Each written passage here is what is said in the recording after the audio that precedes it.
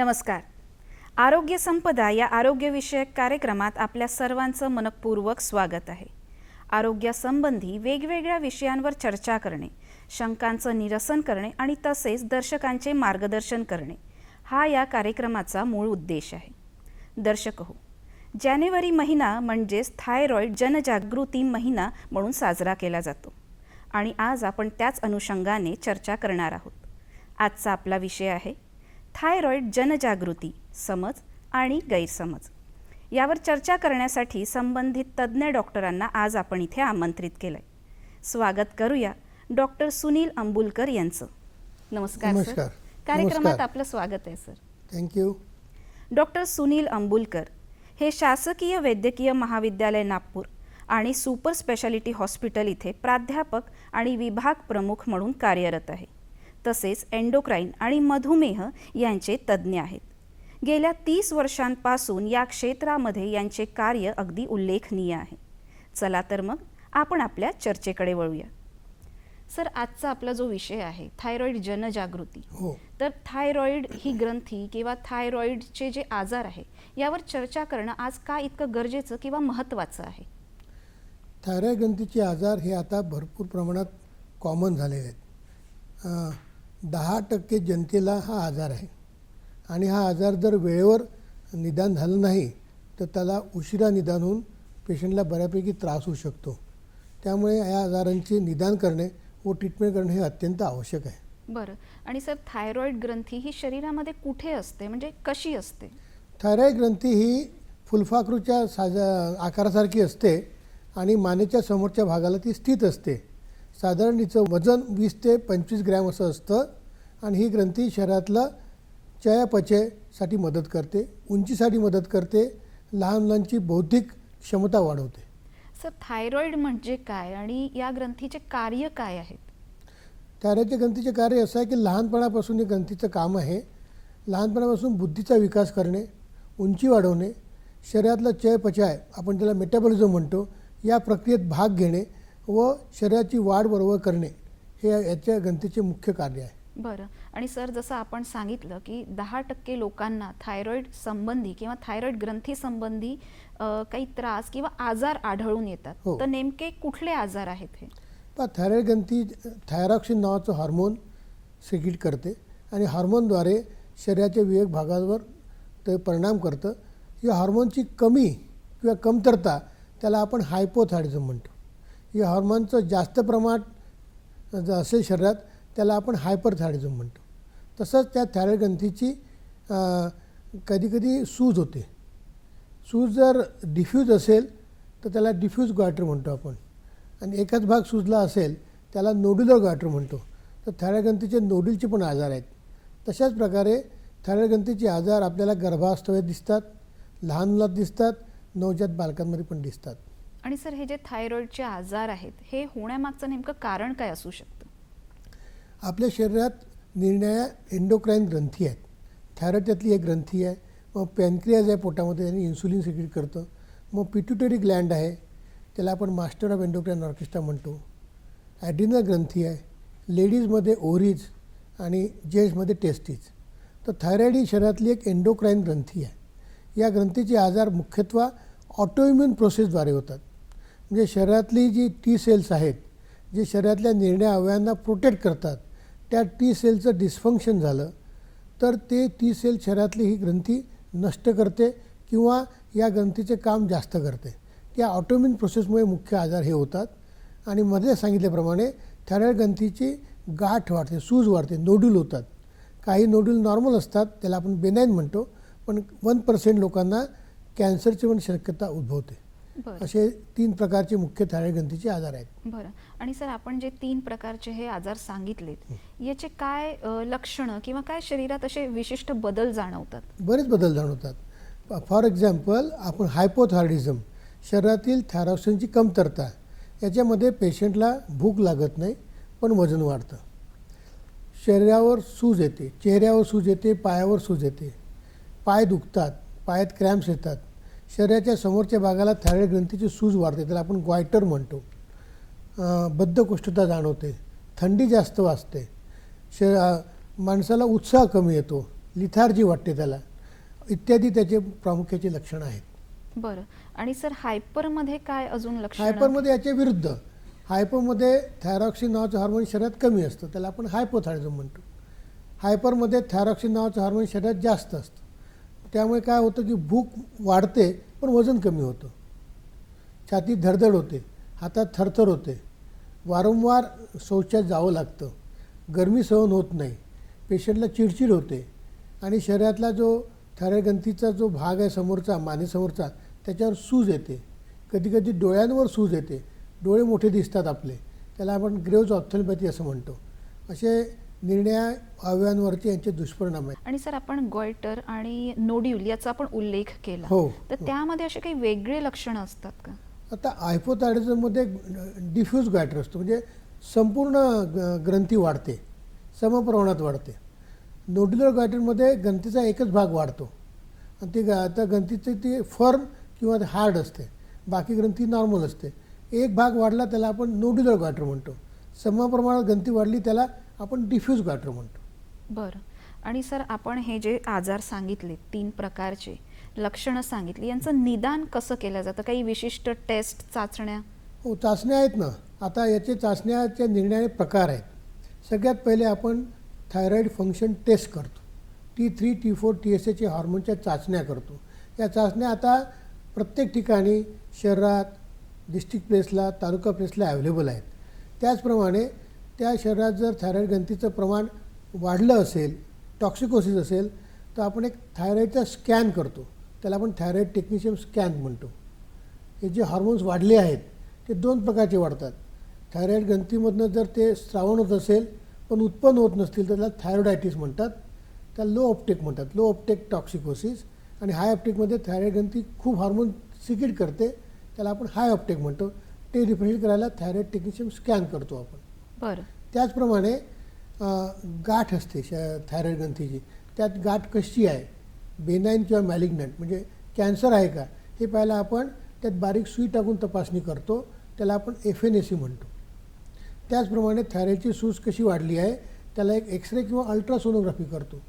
त्यात थायरॉईडची सूज समप्रमाणात वाढली आहे किंवा गाठ आहे, त्या गाठीचा साईज किती आहे, त्याचे काही अजून काही दुष्परिणाम आहेत का, त्या ट्रकियावर किंवा इसोफेगसवर काही त्याच्यावर प्रेशर आहे का, त्यामुळे श्वास घेताना काही त्रास होतो का, घेताना काही त्रास होतो का, हे आपल्याला अल्ट्रासोनोग्राफी थायरॉईड ग्रंथीच्या साईजवरनं कळतं. बरं. अजूनही त्याच्या टेस्ट आहेत पण या प्रामुख्याने या महत्त्वाच्या टेस्ट आहेत. बरं. आणि सर आपण जे आजार सांगितले हायपोथायरॉइडिझम, हायपरथायरॉइडिझम आणि गॉयटर नोड्यूल जे Yes, उल्लेख yes, केला, yes, yes. तर या सगळ्यांमध्ये या टेस्ट अगदी सामान्य आहे की काही वेगळं असतं? जवळपास सामान्य आहे. बरं. म्हणजे फॉर एक्झाम्पल हायपोथायरॉइडिझममध्ये T3, T4 कमी होतं आणि TSH वाढतं. बरं. टॉक्सिकोसिसमध्ये किंवा जास्त हार्मोन शरीरात जर सिक्रीट झाले तर T3, T4 वाढलेलं असतं आणि TSH कमी असतं. नोड्युलर गॉयटरमध्ये साधारणतः T3, T4, TSH नॉर्मल येतं, त्याला आपण युथायरॉईड नोड्युलर गॉयटर असं म्हणतो. मग त्यात आपण ती FNAC करतो, बारीक सुई टाकून तपासणी करतो, चाचणी करतो. सोपी आणि सरळ पद्धत आहे, घाबरून जायचं काहीच कारण नाही. याने आपल्याला कळतं की ती जी गाठ आहे त्या गाठीमध्ये काही कॅन्सरचा दंश आहे का. बाकी पण 2 महत्त्वाच्या टेस्ट आहेत. Thyroid peroxidase antibody, it's a marker, ही मार्कर आहे थायरॉईड ऑर्गनची, ते पण आपण हायपोथायरॉइडमध्ये करतो. बाकी इतर चाचण्या करतो, जसं ब्लड शुगर पाहतो, सामान्य चाचण्या पण करतो. सामान्य चाचण्या पण आपण करत असतो. तर सर थायरॉइड ग्रंथी आजार जे आपण सांगितले, यामध्ये काय उपचार पद्धती अशा सांगितल्या आहेत? उपचार पद्धती आहे ना, जसं त्या हार्मोनची शरीरात जर कमी झालं तर ते हार्मोन आपण टॅबलेटद्वारे, थायरॉक्सिनच्या टॅबलेटद्वारे देऊ शकतो. पण या टॅबलेटचं महत्त्व असं आहे की ही जी टॅबलेट आहे थायरॉक्सिनची, ही 1.6 to 2 microgram per kg body weight या प्रमाणात आपण देतो. पण सगळ्यात महत्त्वाचं रुग्णांनी हे लक्षात ठेवणं आवश्यक आहे, ही टॅबलेट सकाळी उपाशापोटी घ्यायची आणि उपाशापोटी घेतल्यावर 1 ते 2 तासांनीच चहा, कॉफी किंवा ब्रेकफास्ट, न्याहारी करायची. असं नाही केलं तर थायरॉक्सिन टॅबलेटचं ॲब्सॉर्प्शन हे कमी होतं, 40% कमी होऊ शकतं. त्यामुळे ही खबरदारी घेणं अत्यंत आवश्यक आहे. ज्यांना हायपोथायरॉइडिझम आहे त्यांनी थायरॉक्सिनची ही टॅबलेट सकाळी उपाशापोटी घ्यावी आणि साधारणतः 1 तासानंतरच चहा, कॉफी घ्यावी. बरं. हे महत्त्वाचं. म्हणजे स्वतःकडे लक्ष देणं आणि डॉक्टरांचा सल्ला ऐकणं खूप गरजेचं खूप आहे. महत्त्वाचं सर, हे तर झालं औषधोपचार, म्हणजे जे मेडिसिन किंवा थायरॉईड म्हणजे औषध हायपोमध्ये. घ्यायचं.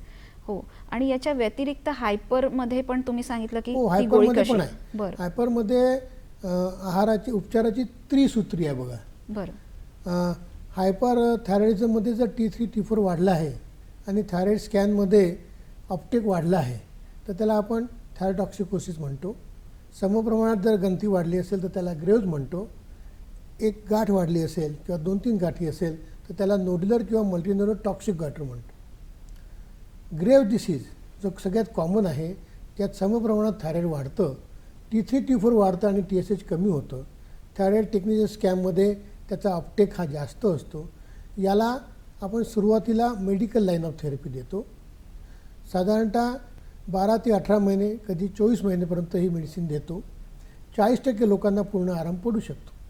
पण उरल्या 60% ते ग्रंथीचं काम वाढलेलं असतं, तर त्याला किंवा ती ग्रंथीचं काम पुन्हा रिकवर होतं, तर त्यांना रेडिओ ॲक्टिव्ह आयडिन थेरपी नावाची एक ट्रीटमेंट आपल्याकडे आता अवेलेबल आहे. या ट्रीटमेंटनी ते थायरॉइड ग्रंथी आपल्याला नष्ट करता येते. किंवा मग सर्जरी, गाठ जर बरीच मोठी असेल तर मग सर्जरी पण परिणाम आपण त्याच्यावर ट्रीटमेंट करू शकतो. पण रेडिओ ॲक्टिव्ह आयडिन थेरपी ही गर्भावस्थेमध्ये कॉन्ट्राइंडिकेटेड आहे, प्रेग्नन्सीमध्ये कॉन्ट्राइंडिकेटेड आहे, किंवा लहान जर घरी लहान बालक असेल तर त्या स्त्रीला त्या बालकापासून दूर राहावं लागतं. आणि रेडिओ ॲक्टिव्ह आयडिन थेरपी ही सहज, सोपी आणि हा चांगला उपचार आहे. आपल्याकडे आपण 12 महिने 18 महिने मेडिसिन देतो. रिस्पॉन्स नाही मिळाला तर रेडिओ ॲक्टिव्ह आयडिन थेरपीचा विचार करतो. पाश्चात्य देशामध्ये रेडिओ ॲक्टिव्ह आयडिन थेरपी ही पहिली पसंती आहे. बरं. आणि सर, ही रेडिओ ॲक्टिव्ह थेरपी जी तुम्ही सांगत आहे, हो. ही काय असते आणि कशा प्रकारे केली जाते? यात आपण जेव्हा थायरॉइड ग्रंथीचे आजारमध्ये आपण मी मगाशी बोलल्याप्रमाणे हार्मोन वाढलेले असतात, ते हार्मोन मेडिकल ट्रीटमेंटनी, मेडिसिननी ते कमी करतो, नॉर्मल करतो. नॉर्मल केल्यावर आपण थायरॉइड टेक्निशियन स्कॅन करतो आणि त्याच्यानंतर एक कॅप्सूल स्वरूपात ही थेरपी दिली जाते. त्याचा डोस साधारणतः 10 मिलीक्युरी किंवा 15 मिलीक्युरी, ज्या साईज ज्या प्रमाणात वाढला आहे त्या प्रमाणात देतात. थायरॉइड हॉर्मोन्स नॉर्मल करतो आपण. थायरॉइड ग्रंथीचं जे टॅबलेट आहे अँटीथायरॉइडिक 5 दिवस थांबवतो. ही ट्रीटमेंट देतो. कॅप्सूल फॉर्ममध्ये ट्रीटमेंट आहे, कॅप्सूल गिळायची आहे फक्त तुम्हाला, आणि त्याच्यानंतर पुन्हा ती अँटीथायरॉइड ट्रीटमेंट साधारणतः महिन्यामध्ये देतो.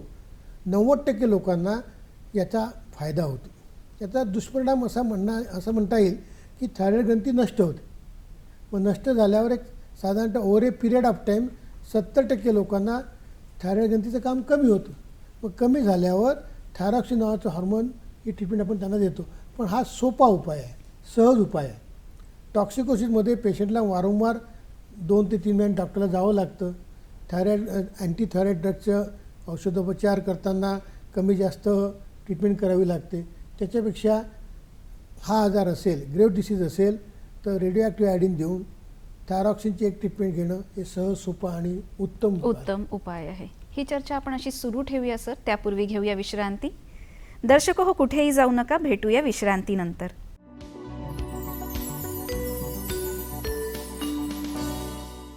विश्रांतीनंतर आरोग्य संपदा या कार्यक्रमात पुन्हा एकदा स्वागत आहे. डॉक्टर सुनील अंबुलकर आपल्यासोबत आहेत आणि आपण बोलत आहोत थायरॉईड जनजागृती, समज आणि गैरसमज या विषयावर. सर, विश्रांतीपूर्वी आपण उपचार पद्धती ज्या आहेत त्याबद्दल बोलत होतो. आणि दुसऱ्या प्रकारचं जे उपचार आहे म्हणजे रेडिओ ॲक्टिव्ह थेरपी याबद्दल तुम्ही सांगितलं. तर सर, जसं तुम्ही औषधं घेताना एक काळजी घ्यायला सांगितली होती की ती गोळी कशी घ्यायची किंवा कधी घ्यायची, काय काळजी घ्यायची, त्याचप्रमाणे रेडिओ ॲक्टिव्ह थेरपी घेताना पण काही विशेष काळजी घ्यायला हवी का? हो, नक्कीच. रेडिओ ॲक्टिव्ह आयडिन थेरपीमध्ये स्त्रीने हे पाहायला पाहिजे की तिला प्रेग्नन्सी नाही, गर्भावस्था नाही आहे. गर्भावस्थामध्ये रेडिओ ॲक्टिव्ह आयडिन थेरपी ही कॉन्ट्राइंडिकेटेड आहे. त्याचप्रमाणे जसं मी सांगितलं की ग्रेव्ह डिसीज, जिथे हॉर्मोन वाढले तिथेही थेरपी देतो. तर हॉर्मोनच्या लेवल्स साधारणतः नॉर्मल पाहिजेत. T3 T4 ही नॉर्मल रेंजमध्ये पाहिजे. त्याचप्रमाणे आपण ते T3 T4ला जे नॉर्मल घेतो औषध देतो त्याला आम्ही अँटीथायरॉइड ड्रग्ज म्हणतो. ते 5 दिवस बंद करायला पाहिजे. 5 दिवस बंद केल्यानंतर ही ट्रीटमेंट घ्यायला पाहिजे. डोस तुमचे ते न्यूक्लिअर मेडिसिन तज्ज्ञ डिसाईड करतात. साधारणतः 10 मिलीक्युरी किंवा 15 मिलीक्युरी हा डोस असतो. ही घेतल्यावर साधारणतः 2 ते 3 तास काही चहा, कॉफी किंवा स्नॅक्स घ्यायला नकोत. त्याचप्रमाणे ही रेडिओ ॲक्टिव्ह थेरपी केल्यानंतर लहान मुलांबरोबर राहायला नको. तसं ही थेरपी सेफ आहे. यात काही रेडिएशन खूप जास्त नाही, CT स्कॅनपेक्षाही बरंच कमी आहे. एक्सरेच्या एवढंच असेल साधारणतः मी म्हणतो. पण लहान मुलांच्या बरोबर राहायचं नाही, छोट्या बालकांसमोर राहायचं नाही, त्यांच्याबरोबर साधारणतः 2 ते 3 दिवस राहायचं नाही. त्याचप्रमाणे लघवी करताना लघवीमध्ये युरिन फ्लश करताना पाणी भरपूर टाकायचं. या त्यातल्या थोड्याशा प्रिकॉशन्स या रेडिओ ॲक्टिव्ह आणि थेरपीबद्दल आहेत. ती घेतल्यावर पुन्हा 5 दिवसांनी आपण ते अँटीथायरॉइड ड्रग घेतो, महिनाभर घेतो, नंतर बंद करतो. बरं. मग हे सांगितल्याप्रमाणे 90% लोकांना 1 डोस दिल्यावर फायदा होतो. पण over a period of time ग्रंथी नष्ट झाल्यामुळे थायरॉईड ग्रंथीचं प्रमाण कमी होतं. म्हणून दरवर्षी एकदा तरी थायरॉईड टेस्ट करायला पाहिजे. आणि 70% लोकांना at the end of 10 years hypothyroidism होऊ शकतं, तर त्यांना थायरॉक्सिन नावाची गोळी घ्यावी लागते. पण हा साधा सोपा मगाशी सांगितल्याप्रमाणे सरळ उपचार आहे आणि आता प्रत्येक ठिकाणी अवेलेबल झाला आहे. बरं. तर चांगला ऑप्शन आहे. आणि सर, आपण जसं उपचार पद्धती सांगितलं, गोळीचं सांगितलं, औषधोपचार सांगितलं, आता रेडिओ ॲक्टिव्ह थेरपी सांगितली, हो. याच्यासोबतच आपण सर्जरीचा उल्लेख केला हो होता. हो. तर सर्जरी करण्याची गरज नेमकी केव्हा पडते? जेव्हा ग्रंथीचा साईज हा बऱ्याच प्रमाणात मोठा असतो. आम्ही क्वार्टरला ग्रेडिंग करतो, ग्रेड 1, ग्रेड 2, ग्रेड 3. ग्रेड 3 म्हणजे बराच मोठा क्वार्टर. एक गाठ नाही, 2, 3, 4 गाठी. त्याला आपण मल्टीनोड्युलर क्वार्टर विथ टॉक्सिकोसिस असं म्हणतो. तर याला रेडिओ आयोडीन थेरपीनी खूप फायदा होत नाही.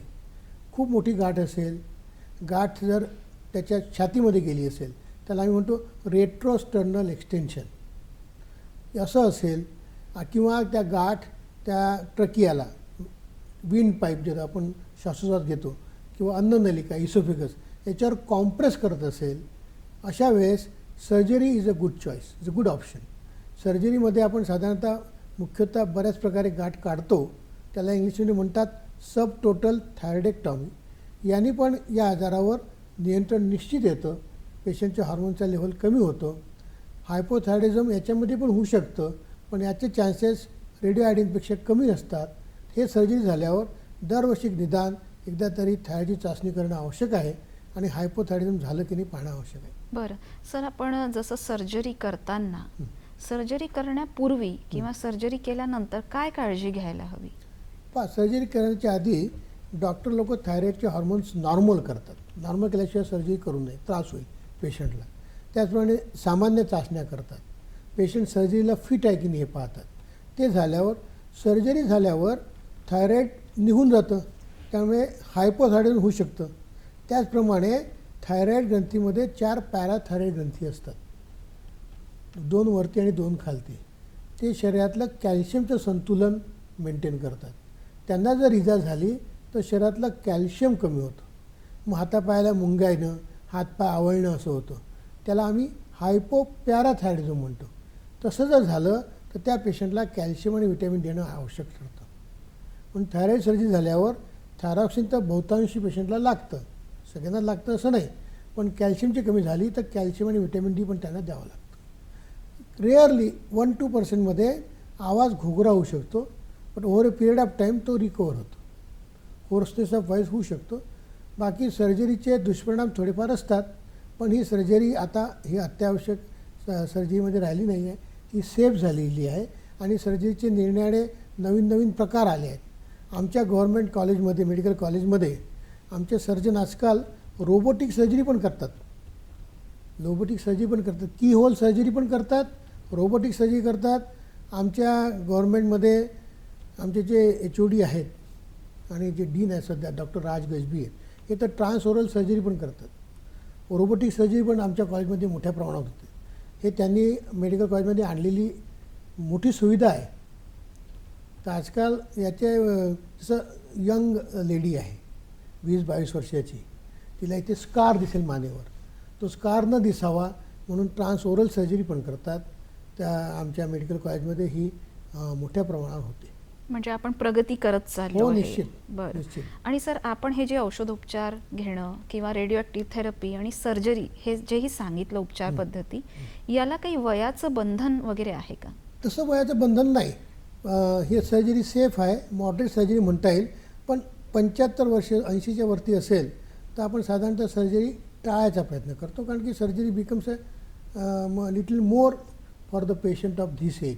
अदरवाईज 60-65-70पर्यंत सर्जरी आमच्याकडे कॉमन होते. म्हणजे आपण तिन्ही उपचार पद्धती हे हो, कुठल्याही करू वयात शकतो, करू करू शकतो. शकतो, बिलकुल. आणि सर तिन्ही उपचार पद्धतींनी थायरॉइड ग्रंथीचा जो रेडिओॲक्टिव्ह आजार. आयोडीन लहान मुलांमध्ये देत नाहीत, बरं 18 वर्षाच्या मुलांमध्ये देत नाहीत आणि गर्भार स्त्रियांमध्ये देत नाहीत. बरं म्हणजे त्यांचं pregnancy has to be ruled out, then only will give radioactive iodine therapy. ही प्रिकॉशन नक्की आहे. बरं. आणि सर जसे हे जे तिन्ही उपचार पद्धती आहे या घेतल्यावर थायरॉइड ग्रंथीचे जेही आजार आहेत हो, ते पूर्णपणे बरे होतात का? 90% लोकांचे बरे होतात. बरं. रेडिओॲक्टिव्ह आयोडीन दिल्यावर 90% लोकांचे बरे होतात. ते नाही झालं तर आपण दुसऱ्यांदा पुन्हा रेडिओॲक्टिव्ह आयोडीन देऊ शकतो. मेडिकल लाईन थेरपीनी साधारणतः 40 ते 50% लोकांना परमनंट आराम मिळू शकतो. सर्जरीने पण 90%च्या वर लोकांना आराम मिळतो.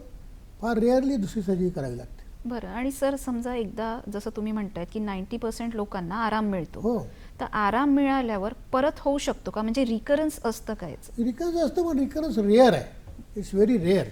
म्हणजे रेडिओॲक्टिव्ह आयोडीन दिल्यावर त्याचं रिकरन्स होणं हे निश्चित फारच कमी आहे. मी म्हणेल साधारणतः लेस दॅन 5%, 10%. सर्जरीमध्ये पण अजून कमी, बरं. 5%, 10%.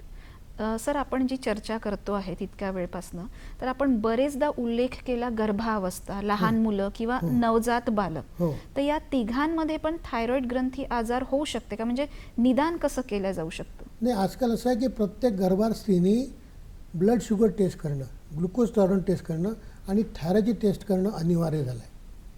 असं म्हणतात की गर्भार स्त्रीनी थायरॉइडमध्ये जे TSH आहे ते TSHची मात्रा 2.5 किंवा 3च्या खालती ठेवावी. स्मार्ट मुलं पाहिजे असेल तर स्त्रियांचं TSH नॉर्मल पाहिजे. असं लक्षात आलं आहे की स्त्रियांचं जर TSH जास्त असेल तर मुलांच्या IQवर थोडासा दुष्परिणाम होऊ शकतो. फार कमी प्रमाणात, IQ 2 ते 4% कमी होऊ शकतो. But for smart guys in a smart city we should do thyroid test of every pregnant lady. आणि TSH आपण मेंटेन करायला पाहिजे 2.5 ते 3च्या खालती. बरं. म्हणजे गर्भावस्था म्हणजे याची विशेष काळजी घेणं हे विशेष काळजी गरजेचं घेणं आहे. आवश्यक आहे. आमच्याकडे बरेच पेशंट असे येतात की ज्यांना थायरॉइड असतं, त्यांना प्रेग्नन्सी करायची असते, तेव्हा आम्ही थायरॉइडचा डोस वाढवतो. त्याचा डोस साधारणतः 25% आणि 50% वाढतो आणि प्रेग्नन्सी झाल्यावर तो पूर्ववत होतो. बरं. ज्या स्त्रियांना थायरॉइड आहे त्या स्त्रियांचं नवजात बालकांचं थायरॉइड टेस्टिंग पण आम्ही करतो. 7व्या दिवशी ते करायचं असतं. TFT करायचं असतं. 1 in 2500 असा चान्स त्या नवजात बालकाला हायपोथायरॉइड व्हायचा पण आहे. त्यामुळे सगळ्यात महत्त्वाची काळजी मी सांगितल्याप्रमाणे किंवा TSH हे गर्भावस्थेमध्ये करणं अत्यंत आवश्यक आहे. बरं. सर कदाचित- लहान मुलांबद्दल आपण आणखी जाणून घेऊया, पण सध्या कार्यक्रमात वेळ झालाय विश्रांतीची. दर्शक हो, कुठेही जाऊ नका, भेटूया विश्रांतीनंतर.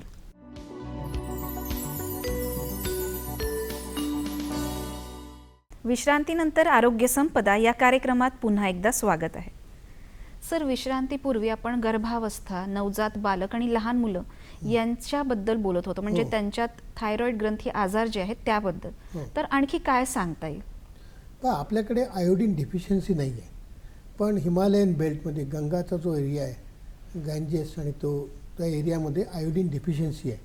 तर आयोडीन डिफिशियन्सीमध्ये गर्भात स्त्रियांना थायरॉइड होतं, त्याचा बाळांवरही दुष्परिणाम होतो, बाळांवरही हायपोथायरॉइडिझम होतो आणि त्याचा त्यांच्या बुद्धीवर आणि शारीरिक डेव्हलपमेंटवर परिणाम होतो. तर अशा स्त्रियांना तिथे आयोडीन दिलं जातं, इंजेक्शन किंवा टॅबलेट फॉर्ममध्ये. आपल्या भागात, विदर्भात म्हणा किंवा महाराष्ट्रात म्हणा, ही आयोडीन डेफिशियन्सी नाही. आपण आयोडाईज सॉल्ट घेतो. हे आपल्या भागात ही कंडिशन आपल्या भागात नाही आहे. कधीकधी गर्भात स्त्रियांमध्ये थायरॉइड कळला जातो. After pregnancy thyroid is detected. तर अशा स्त्रियांना आपण थायरॉक्सिनची रिप्लेसमेंट देतो आणि गर्भपात न करायचा सल्ला देतो. Hypothyroidism in pregnancy is not a indication of caesarean section. Medicine वाढवून देतो. थायरॉइडचा टेस्ट दर 6 आठवड्यांनी करतो आणि मी मगाशी सांगितल्याप्रमाणे नवजात बालकाचं 7व्या दिवशी थायरॉइड फंक्शन टेस्ट करतो. हे प्रिकॉशन आपण नक्कीच घ्यायला पाहिजे. बरं. आणि सर लहान मुलांमध्ये पण थायरॉइड ग्रंथीचे काही आजार दिसतात का किंवा काही विशिष्ट लक्षणं असतात हो, का? असतात ना. लहान मुलांमध्ये पण थायरॉइडचा शक्यता असते.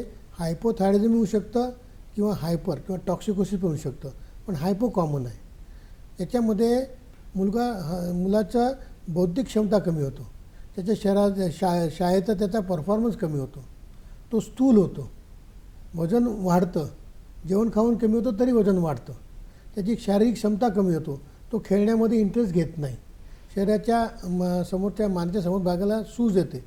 तर अशा लोकांमध्ये आपण थायरॉईड टेस्टिंग करायला पाहिजे. याच्यामुळे उंची खुंटते, शारीरिक क्षमता त्याची कमी होते, बौद्धिक पातळी कमी होते.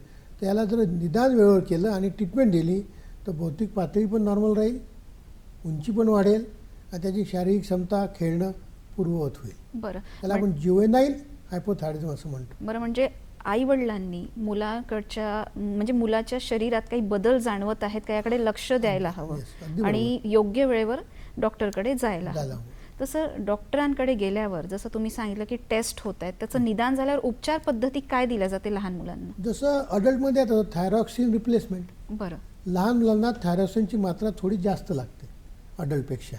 आपण त्यांना त्याच्या थायरॉक्सिनचा dose 2 to 3 microgram per K G body weight या हिशोबाने देऊ शकतो. थायरॉईडचं 6 आठवड्यांनी टेस्ट करू शकतो. Free T3 free T4 normal पाहिजे. TSHचं लेवल 1 to 3 मध्ये मेंटेन करायचा प्रयत्न करतो. 4 ते 5 मुलांमध्ये चालतं. बरं. आणि सर, हे जे थायरॉइड आहे याचा शरीरावर काही दुष्परिणाम होतो का? आणि काही हा दुष्परिणाम कसा टाळता येईल? होतो ना, दुष्परिणाम होतो. आपण ट्रीटमेंट टाळली तर शरीराच्या निर्णय अवयवावर दुष्परिणाम होतो. त्या पेशंटला स्थूलता वाढते, तो पेशंट खूप शांत होतो, सुस्त होतो, गुंगी त्याला येते, ब्लड प्रेशर खूप जास्त असेल तर कमी होऊ शकतं, शरीरातलं त्याचं टेम्परेचर हे नॉर्मली 97 फॅरेनहाइट असतं ते कमी होऊ शकतं, शरीरातलं त्याचं ग्लुकोज कमी होऊ शकतं, सोडियम कमी होऊ शकतं, तसंच त्याचं ऑक्सिजनची क्षमता शरीरातली कमी होऊ शकतो, शरीरात ऑक्सिजन कमी होऊ शकतो. याला आपण मिक्सिडिमा कोमा किंवा सिरियस हायपोथायरॉइडिझम असं म्हणतो. त्यामुळे याचं निदान आणि ट्रीटमेंट हे अत्यंत आवश्यक आहे. बरं सर, आपण आयोडीन डेफिशियन्सी आणि थायरॉइड याचा आपसात काय संबंध येतो? जसं आपण सांगितलं की हिमालयन रिजनमध्ये हे जास्त बघायला प्रमाणात मिळतं, आहे. तिकडे जास्त बघायला हो, मिळतं. हो. तर यांचा आपसात काय संबंध आहे? संबंध असा आहे की थायरॉक्सिन जे मॉलिक्यूल आहे त्यात 4 आयोडीनचे घटक आहेत, ॲटम्स आहेत. त्यामुळे थायरॉक्सिन प्रिपेअर करताना शरीराला 4 आयोडीनचे ॲटम्स लागतात. त्यामुळे हे आयोडीन शरीराला फार उपयुक्त आहे थायरॉक्सिन प्रोडक्शनसाठी. ते जर नसेल तर मग हायपोथायरॉइड होईल आहे. पण आपल्याकडे आपण जे साधारण नमक जेवढं खातो 3 ते 4 ग्रॅम किंवा 6 ग्रॅम, त्याच्यामध्ये आयोडीन पुरतं. 150 मायक्रोग्रॅम पर डे ही आयोडीन रिक्वायरमेंट आहे. ती रिक्वायरमेंट आपण जेवढं आयोडीन खातो मिठामध्ये ती आहे. त्या हिमालयन एरियामध्ये तिच्या पाण्यामध्ये तिच्या मातीमध्ये आयोडीन नाही आहे. त्यामुळे ते आयोडीन त्यांना वरनं घ्यावं लागतं. स्त्रियांनी तर नक्की घ्यावं, नाही तर मग तो आयोडीन डेफिशियन्सीचा आजार स्त्रियांमध्ये होतो आणि मुलांमध्ये त्याचा त्रास होऊ शकतो. बरं, त्याला सर, आपण क्रेटिनिझम असं म्हणतो. पण तो प्रकार आपल्याकडे नाही, कारण की आपल्याकडे माती पण आयोडीन आहे, पाण्यातही आहे आणि आपण आयोडाईज सॉल्ट पण घेतो. असं बघितलं जातं समाजामध्ये की समजा मासिक पाळी आहे, त्यात काही अडचणी येत आहेत, हो, तर मासिक पाळीचा त्रास आणि थायरॉइड हे कोरिलेट करतात. म्हणजे त्यांचं असं असतं की हे त्याच्यामुळे होत आहे. तर हे असं होतं का? काय बदल होतात? यंग स्त्रियांना जर मासिक पाळी हायपोथायरॉइड झालं तर मासिक पाळीमध्ये त्यांचं ब्लिडिंगचं डेज वाढतात. 4 दिवस, 8 दिवस, 15 दिवस राहू शकतं आणि हिमोग्लोबिन कमी होऊ शकतं. ओल्डर स्त्रियांमध्ये ब्लिडिंग साधारणतः कमी होतं. पण हे जर एखाद्या स्त्रीला मासिक पाळीमध्ये ब्लिडिंग जास्त होत असेल त्यांनी निदान जरूर थायरॉक्सिनचं करावं. कधीकधी काय होतं की हे ब्लिडिंग जास्त असल्यामुळे कधीकधी युटरस काढायची पाळी येऊ शकते, कारण की ब्लिडिंग खूप जास्त असतं. पण त्याच्या आधी हायपोथायरॉइडिझम आहे की नाही हे निदान करायला पाहिजे आणि त्या ट्रीटमेंटमुळे निश्चित ते ब्लिडिंग कमी होऊ शकतं. बरं. आणि सर, मेनोपॉजमध्ये जाणारी जी स्त्री आहे, जी हो. मेनोपॉजकडे जाते आहे, आता तर पेरीमेनोपॉज अशी पण टर्म लोकांना माहिती झालेली आहे. हो. तर पेरीमेनोपॉज, मेनोपॉज याचा आणि थायरॉइडचा काय संबंध येतो? नाही, आता असं आहे की autoimmune disorders, thyroid is an autoimmune disorders, बाकी पण शरीरातले ऑटोइम्युन डिसऑर्डर्स आहेत. हे सगळे ऑटोइम्युन डिसऑर्डर्स लेडीजमध्ये खूप कॉमन आहेत.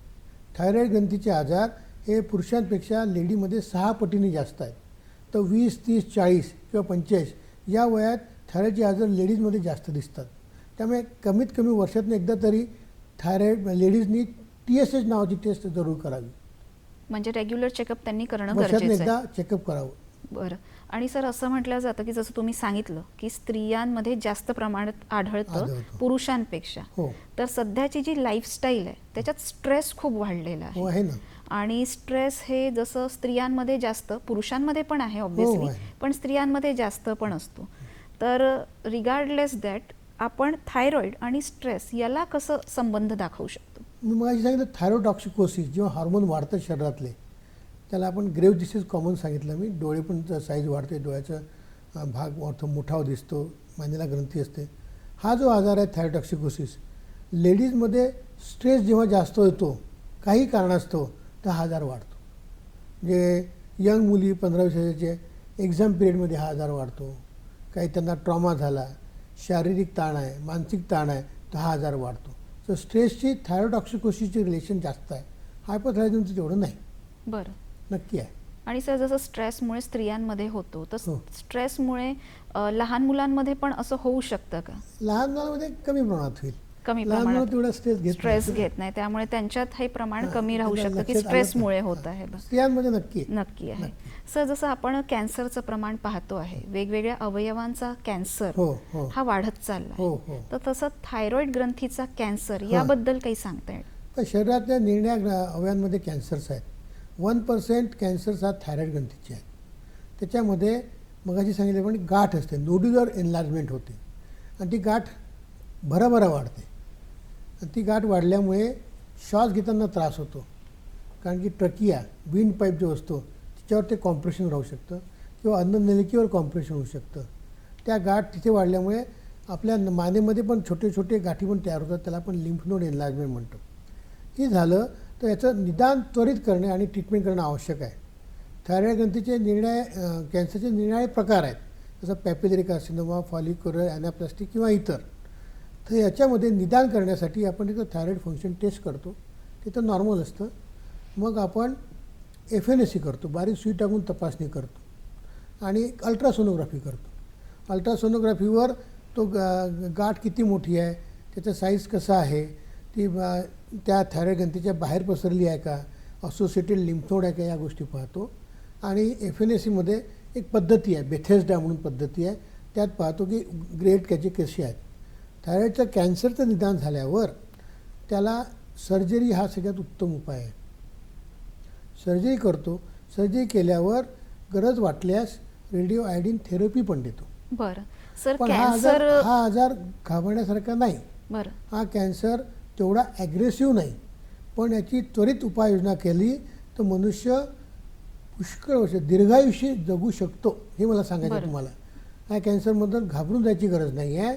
हा कॅन्सर जरी असला तरी हा कॅन्सर बाकी कॅन्सर इतका ॲग्रेसिव्ह नाही आहे. बरं. म्हणजे thyroid cancer it can be control, it आपण कॅन करू बी शकतो. Control and to the certain extent can be cured also. त्याचं निदान जर तुम्ही त्वरित केलं आणि औषधोपचार आणि सर्जरी त्वरित केली, गरज वाटल्यास रेडिओ ॲक्टिव्ह थेरपी दिली, तर हा मनुष्य दीर्घायुष्य जगू शकतो. ही चर्चा आपण अशी सुरू ठेवूया सर. त्यापूर्वी घेऊया विश्रांती. दर्शको, कुठेही जाऊ नका, भेटूया विश्रांतीनंतर.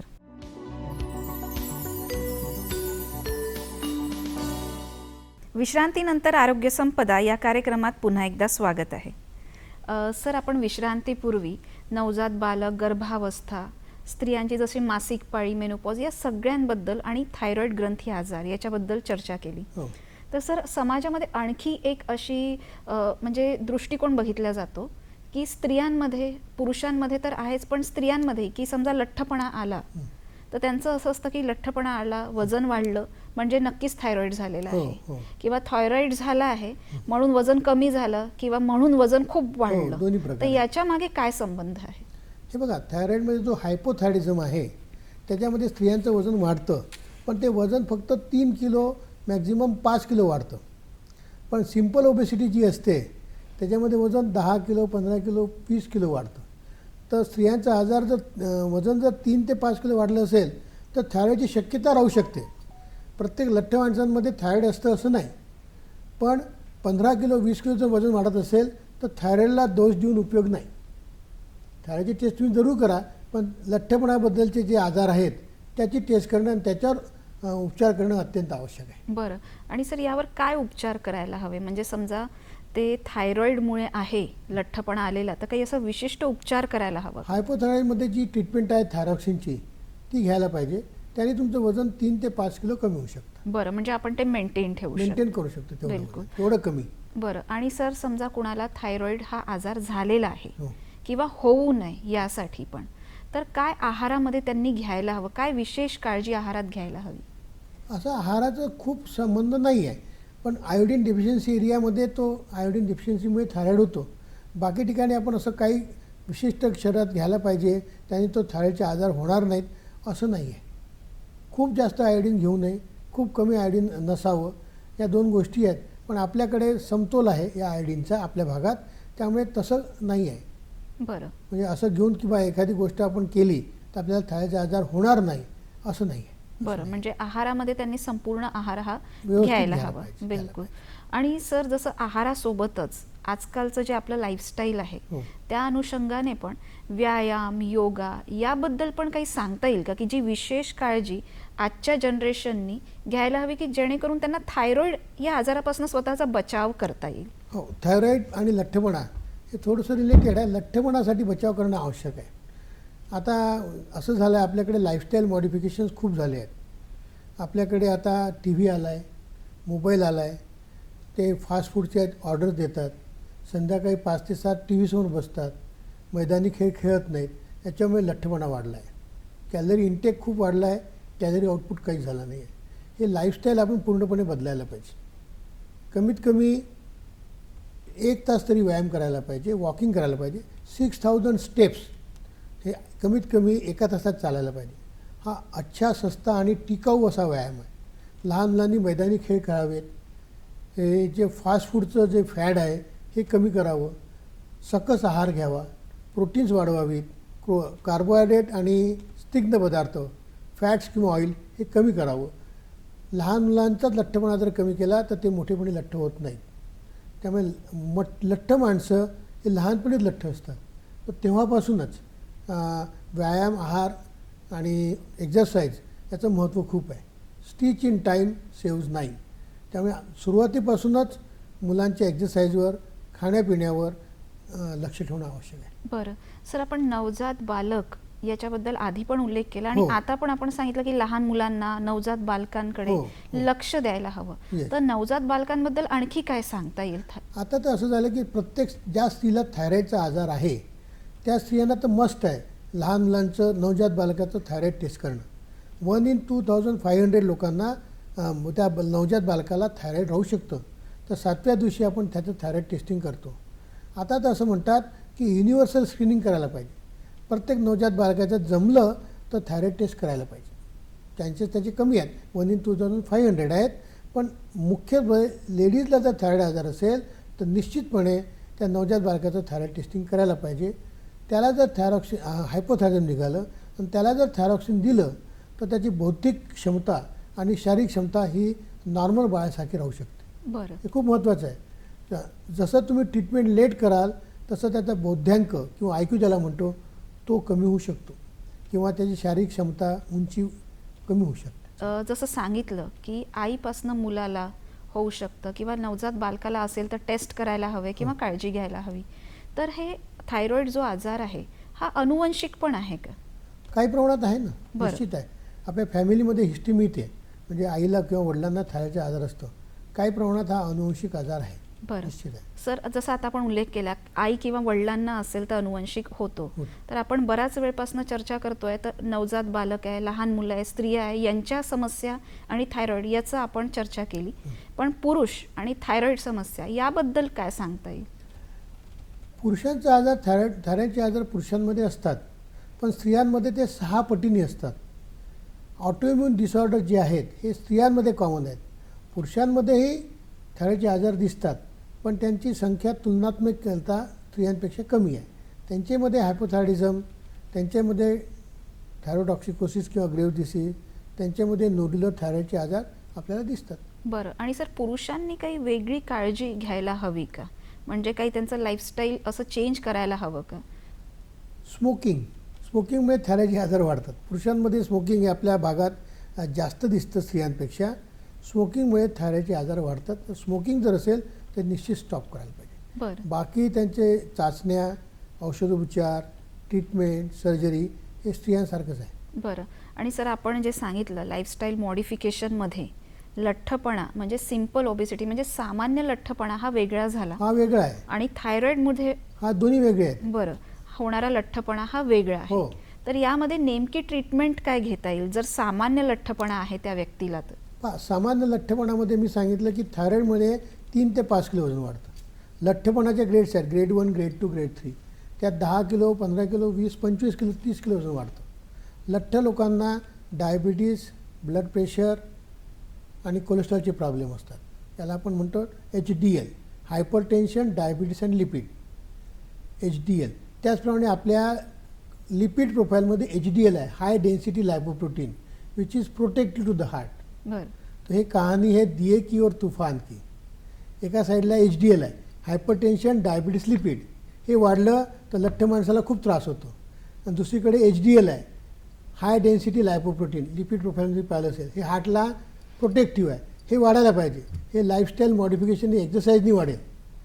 तर हे HDL वाढायला पाहिजे, HDL, आणि हे हाय डेन्सिटी लायपोप्रोटीन कमी व्हायला पाहिजे. तर डायबिटीसचं फास्टिंग ब्लड शुगर 100 ते 110 पाहिजे डायबिटीज असेल तर, आणि पोस्ट मील 140 पाहिजे.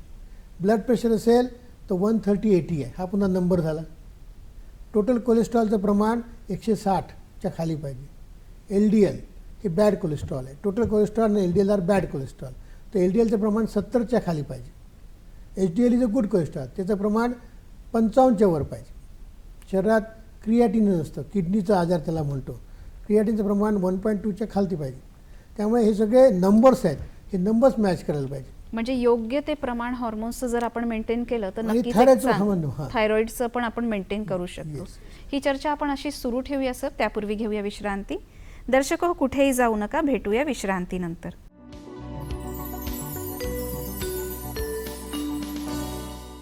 विश्रांतीनंतर आरोग्य संपदा या कार्यक्रमात पुन्हा एकदा स्वागत आहे. सर आपण जेव्हा चर्चा करत होतो तुम्ही लठ्ठपणा कसा टाळायचा याबद्दल एक लाईफस्टाईल मॉडिफिकेशन सांगितलं हो. आणि आहाराबद्दल पण सांगितलं. तर आहाराबद्दल आणखी काही सांगता येईल का, की म्हणजे कुठल्या प्रकारचा विशिष्ट आहार घ्यायला हवा आणि कुठला टाळायला हवा? साधारणपणे आपल्याकडे महाराष्ट्रीयन जे जेवण आहे ते सगळ्यात उत्तम आहे. समजा फॅमिलीमध्ये 5 मेंबर्स असतील तर त्यांनी महिन्याला 4 ते 5 लिटर तेल त्यांच्या घरी लागायला पाहिजे. तुपाचं प्रमाण एक अत्यल्प पाहिजे. ज्यांना कोलेस्ट्रॉलचे प्रॉब्लेम आहेत त्यांनी तूप किंवा अंड्याचा पिवळा भाग किंवा रेड मीट खाऊ नये. मांसाहार करायचा असेल तर अंड्याचा पांढरा भाग, फिश आणि चिकन चांगलं. डाळीचा आणि उसळीचा वापर जास्त करायचा. आंबट फळांचा वापर जास्त करायचा. डायबिटीज असेल तर गोड फळं चालत नाहीत. आंबा, चिकू, सीताफळ, केळं हे फळं चालत नाहीत. डायबिटीसनी विभागून खायला पाहिजे. ब्रेकफास्ट, लंच, डिनर या पद्धतीने करायला पाहिजे. रात्री झोपताना 1 कप दूध किंवा अर्धा ॲपल हे खाऊन झोपायला पाहिजे. म्हणजे रात्री त्यांचे ब्लड शुगर फार कमी होणार नाही. महाराष्ट्रीयन जेवण डायबिटीस पेशंटसाठी सगळ्यात उत्तम आहे. भाताचं प्रमाण कमी ठेवायला पाहिजे.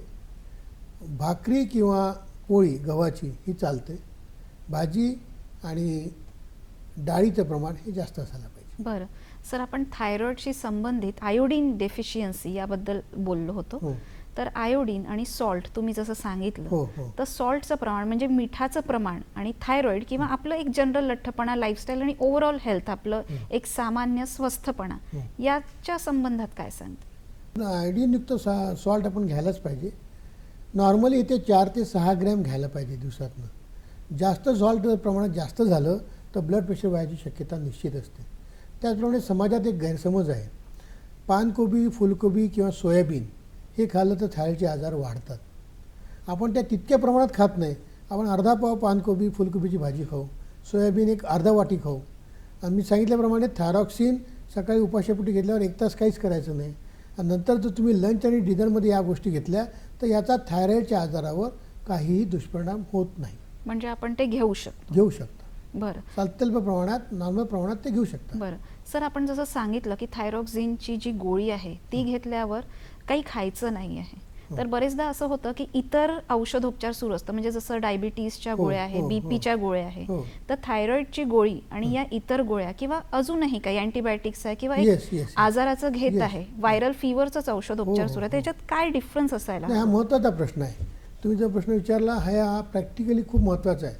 बाकी औषधं घेऊ शकतो, पण आयर्न आणि कॅल्शियमच्या टॅबलेट हे टाळायला पाहिजे. ते आपण 1-1.5 तासानंतरच घ्यायला पाहिजे, कारण की आयर्न कॅल्शियम जर घेतलं तर पुन्हा थायरॉक्सिनचं ॲब्सॉर्प्शन कमी होतं.